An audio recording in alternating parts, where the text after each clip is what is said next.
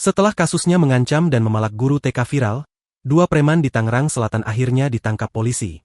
Namun tampang dua preman itu saat ditangkap polisi tak segarang saat memalak korban.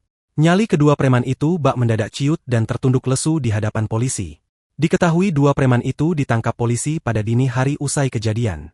Sebelum ditangkap, preman bercelana loreng berinisial S sempat bersembunyi di rumah orang tuanya. Sementara preman satu lagi yakni inisial E sempat hendak kabur. Beruntung penyidik Polsek Cisauk berhasil meringkus keduanya. Dalam video yang dibagikan akun viral Ciledug, terlihat preman E tertunduk lesu saat diamankan pihak kepolisian. Tak sesangar saat memalak guru TK dan membuat keributan di TK, preman E pasrah saat digiring ke Polsek Cisauk. Sebelum E, preman S yang karib disapa Monyong dan membawa senjata tajam terlebih dahulu ditangkap. Ia tampak tak berkutik saat digelandang penyidik.